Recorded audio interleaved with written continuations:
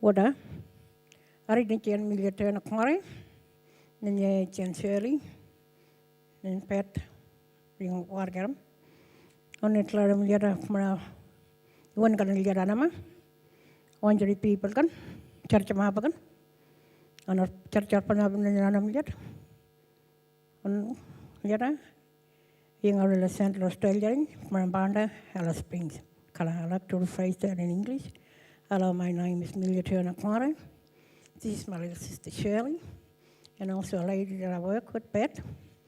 And also I like to acknowledge the traditional owners of this place that we gather today, the Wurundjeri people, and also other Indigenous people in this room today. Thank you.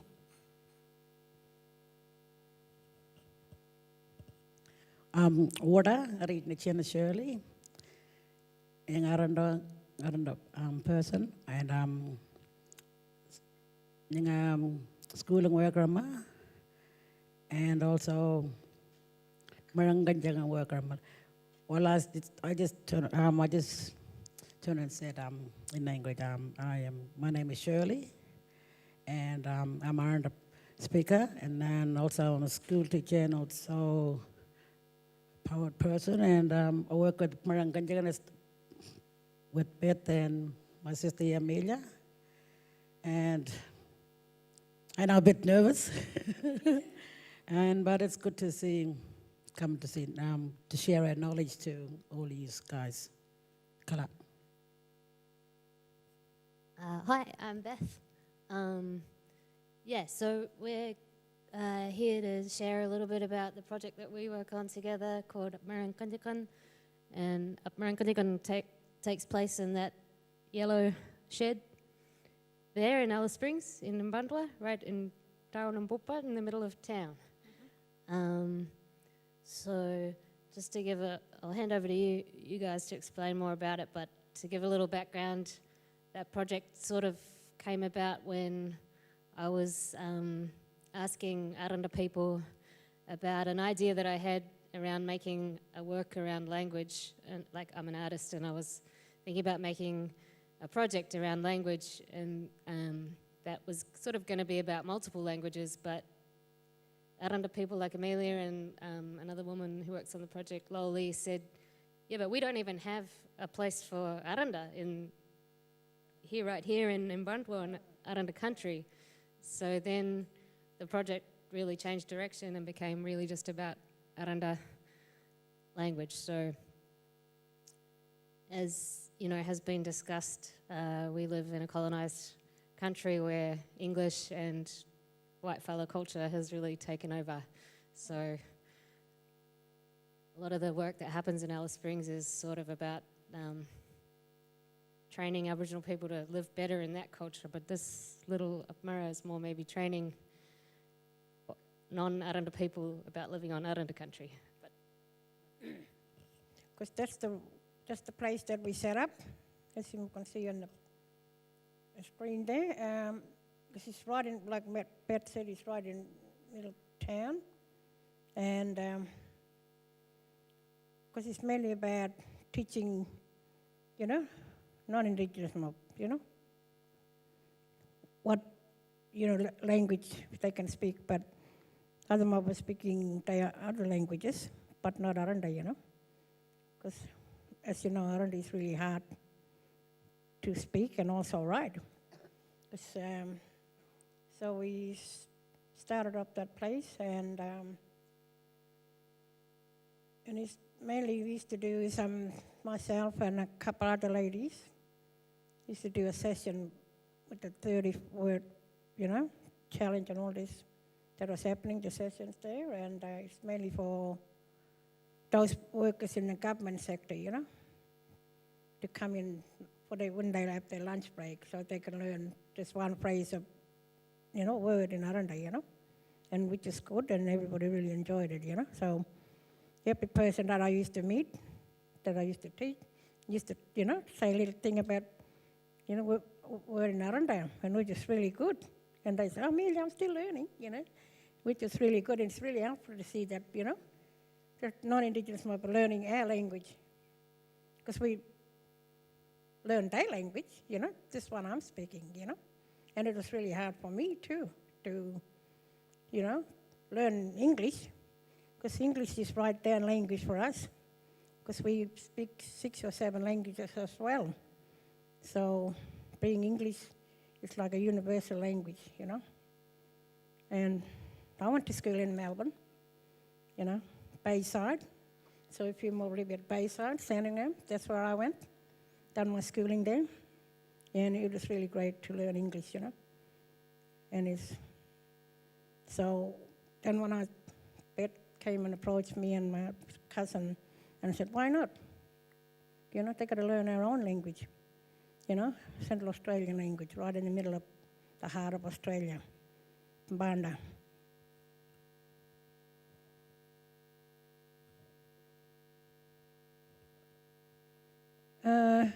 This is another session that we've done, was just mainly about, about smoking really. Quadlilum means smoking. And it's mainly about we do little sessions like screenings, particular, like little JB cars. That's the program I'm in it as well. I'm one of the, the characters there. And this is a session that we had when it's just opening, the yellow shed being opened back. So as you know, there's a lot of, mix up people there, and a lot of people that was really helpful to be there and, make this thing happen, make the shed happen. And it's all about language, Yeah.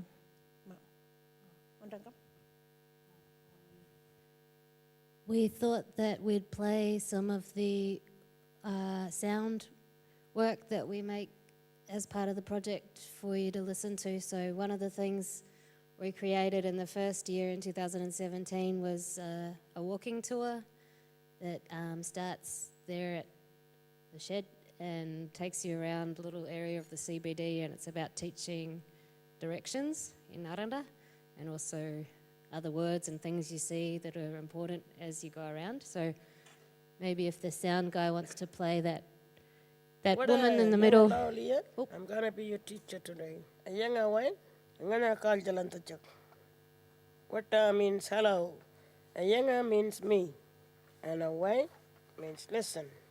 A young away, listen to me. A young away. Want to pacham? You want to come along? You can patch another. Look at the footprints.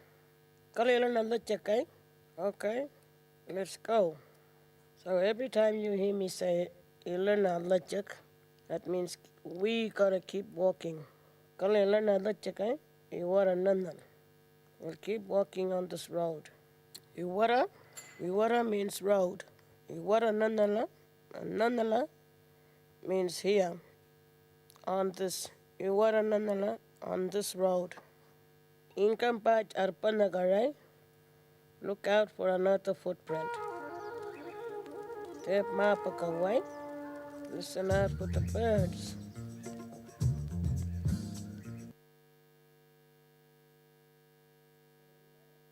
Oh, yeah. Sometimes we take when the school kids come around to Apmere Angkentye-kenhe, we take them for the auto walk, and they have to look around for the little prints there, footprints, and follow that little footprints. And what Lowly was talking, that was my cousin with the 96, the one sort of like a little gangster style lady there. She had that 96 shirt on. And the next one is going to be like our tradition way, we call her our dad. But most people say Uncle Coco, but to us it's our dad. So he'll be talking about, next is about Kngwarraye. And yeah, about the sacred tree, and it's our grandfather tree in Mparntwe. Mparntwe is also named as for Alice Springs. Yeah. And so I was thinking if you all close your eyes for this, because then this picture, this when this old man talks, and also Amelia's going to tell you this too. Me? Because really, this is a story that only man tells, but it's also what we're going to do is just a little session with you guys. Just stretch out your arm and just close your eyes and pretend you are next to that tree. Yeah. Hi, hello. I'm here with my uncle Coco. He's gonna tell you a story about this big tree about Kngwarraye young boys.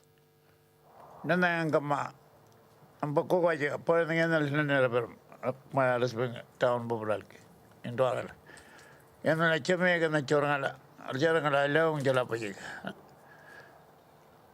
Then they call it another year as a colonial Tabal Boga, natural and Magamaka, Koyan Bakamboy Jarbook.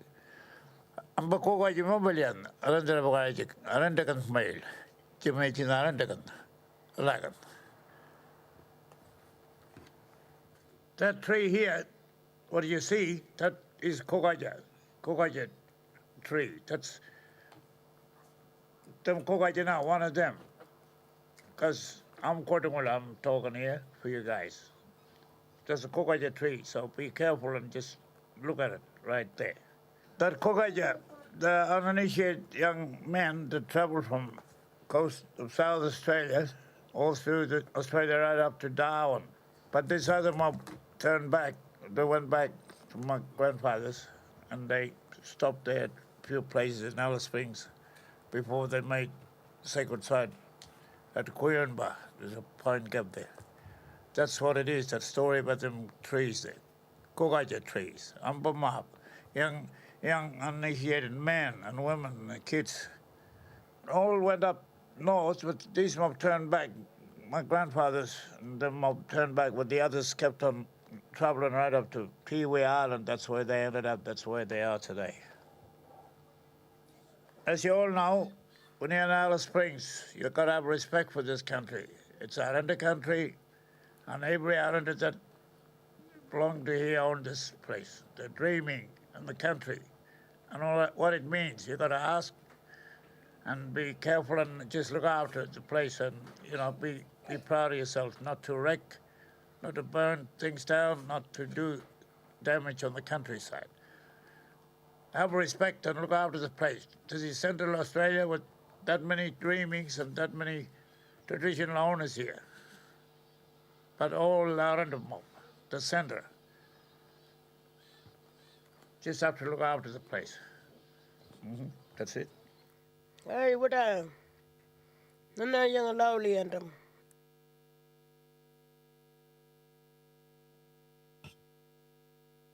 Yeah, thank you for that. And also, like we want this Mparntwe for this language because when I moved from a place called Santa Teresa, it's called Kngwarraye, that's 70 k's from east of Alice Springs.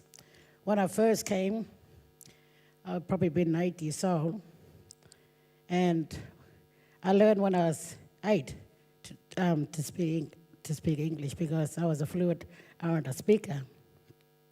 And when I first went to a preschool, and I thought, for non-Aboriginal kids, I thought they can all understand my language, Arrernte. So I was talking to these white kids too, and I was talking Arrernte to them at the preschool. And the teacher said, "No, you got to speak English here." And because people say for our language keep going else, but it was really hard for me to speak English till I came to Alice Springs. And now I'm speaking English like what I'm talking now, but still learning how to speak English. But talking more Arrernte back home with the kids. And here, that's all the families, Mparntwe is not only just a place to sit down, it's like a home to us. And it's also for families to get around. And because there's the main street in the middle of the street there, and everybody go past, and everybody just come and sit down and need the campfire there. So this Mparntwe is not only just a place for people to come and visit, it's also like a place to sit down with families and catch up to each other. And here's Beth. I also included that image because We never got a permit to have that fire there in the middle of town. But it sort of, for me, it represents like the subversive nature in some ways of, even though we're right in the middle of Arrernte country, it still feels a little bit subversive to have a fire, which is a really natural thing to do, especially for Aboriginal people, you know, right in the car park in the middle of town. Yeah. Yeah. Do you want to talk a little bit more about smoking? That's the first opening, the smoking. So Amelia also works at a Kngwarraye healing centre. She's a Kngwarraye healer. And you want to talk a bit more about smoking? Well, like Beth said, you know, I work at a Kngwarraye. Kngwarraye is another place where Arrernte people work and do their culture and language teaching. Because as you know, Alice Spring is a town. So we provide all our families that live in Alice Springs, you know, the opportunity to go back to their country and teach there. So it's called Ngwarraye. That's a program that following the footprints. It's like following your footprints back to your country. So Ngwarraye is like that. So we provide, you know, families, got transport, food, and everything. Doesn't matter where they want to go, we take them there, you know, from old ladies right up to little babies.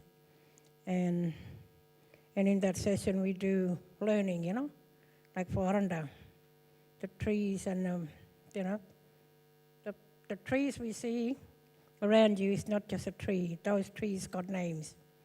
Those hills got names. Those creeks, those grass got names. To our people, it's still names.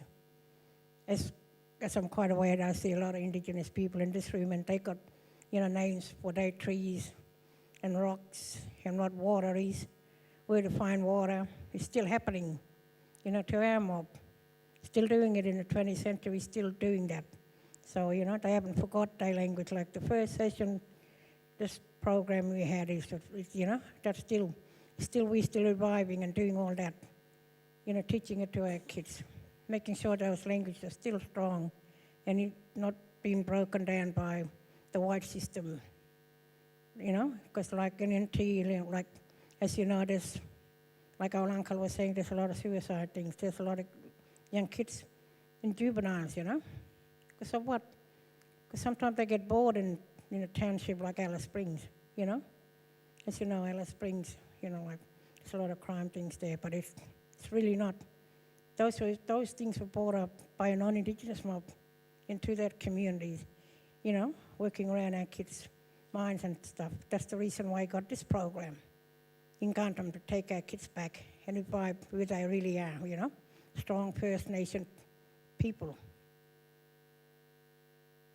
I was just thinking, yeah, before we came along, how the energy that really Apmere Angkentye-kenhe and Ngwarraye and all the other like projects that you guys work on, that energy is always there in the land and in the people.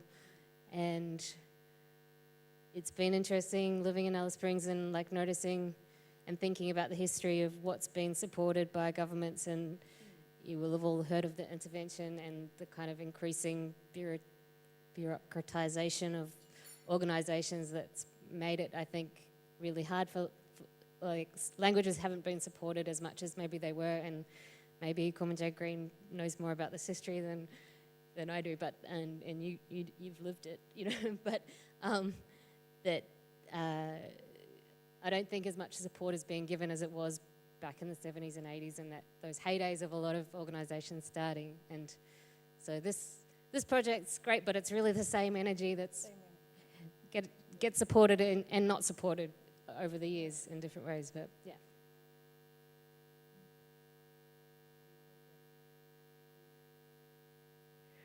This is another one that we're doing. It was just opening up Apmere Angkentye-kenhe as well, you know, and there's a lot of dances there. So as you can see, it was a bit done during the night time, and lighting was so poor.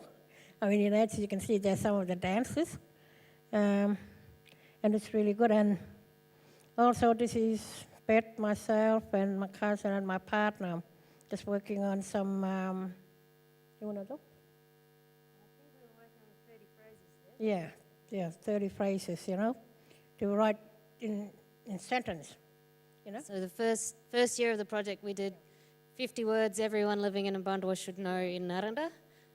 And then you can see in the foreground there's that poster of the 50 words, and then I think we were working there on the 30 phrases everyone should know. So everyone was like, oh, that's good, they've learned some words, but they should really know how to put those words in a sentence.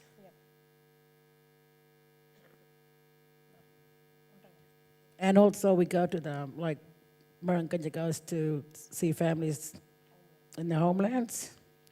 And there's another homeland families here. And the guy you were seeing early part is Michael is up there sitting there near the phone, near the door side.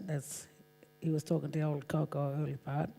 So these are other families. And also, I'm also living in the homeland, and plus I'm working at the school called Irlpme, and coming in every morning, like I have to get up at 6 o'clock and wake my kids up at like 6:30 because the bus comes at 6:40 every morning. So I was picking up like about four outstations, homeland kids coming to school to Alice Springs every day on a school bus. And by the time we go back, it's probably about 5 o'clock to go back home. Yeah. 4 hours drive. Yeah, 4 hours every day. Yeah.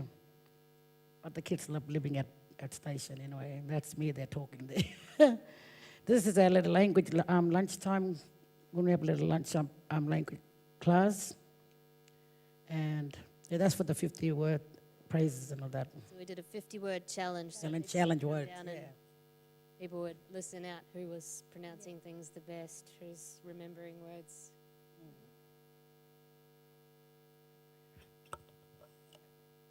This is the one that we were doing was a pick up because of her.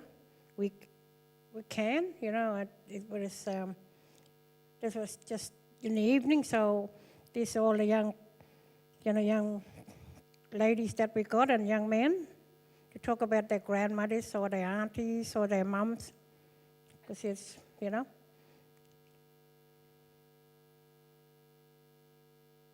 So that's Shirley and myself, and this is all the government body workers that comes for our lunch break sessions.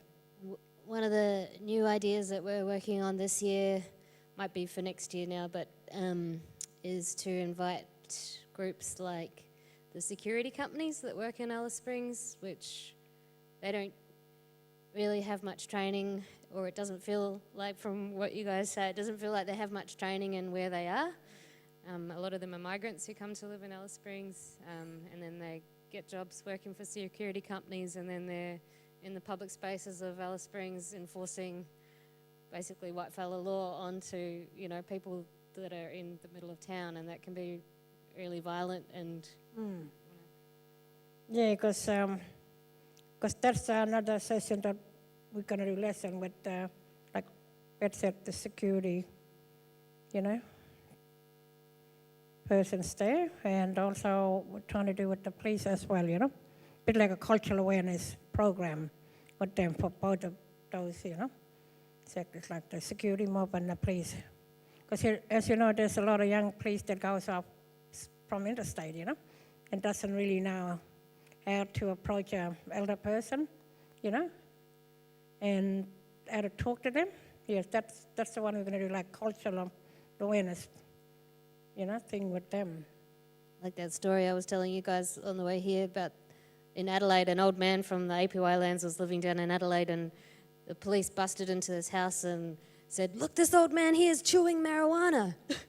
But he was really chewing native tobacco in the traditional way, and people have no idea, and then when, they were reading situations differently. And yeah. And also, as you see, there's sort of like a map of Alice Springs. It's just a map of where the places are, where them, right in the middle where people standing around. And there's that two old men, just telling the story to a visitor that just came in from to the center there, to the house.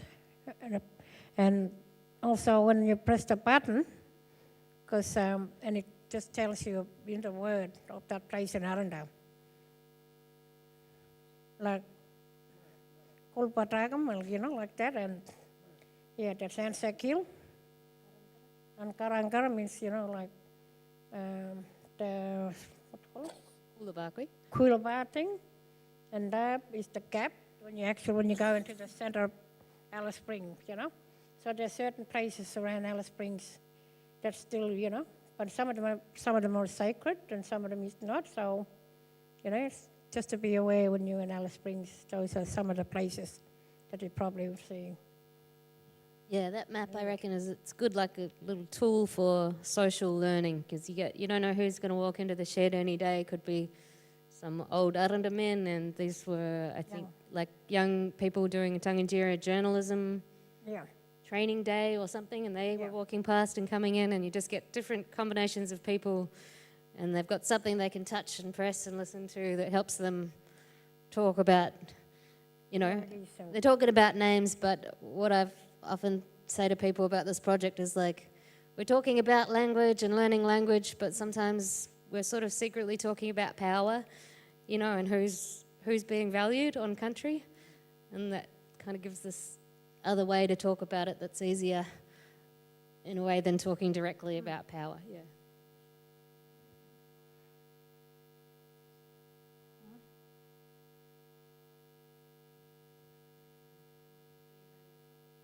Where is he? Come on, you got a sample there. Yeah. Yes. Yeah, sometimes we do the names, but this is our kinships, skin names. And what Michael's got there is, says, Twa Mbajan is mean he's a man, but also, and plus Mbajan is also his skin name. Like I'm Kngwarraye, so he's my son. So both Kngwarrayes, Porola. So with that is like skin and kin is like your kinship, who you're related to in now, you know, way and yeah. So these T-shirts were done by all the young fellas and the young girls, you know, young women, on, you know, at that place again, Apmere Angkentye-kenhe, and it's really good, you know, because so they're not forgetting their skin and kin, you know, like relationships as well, you know. Yeah. We're out of time. Kalap. Thank you.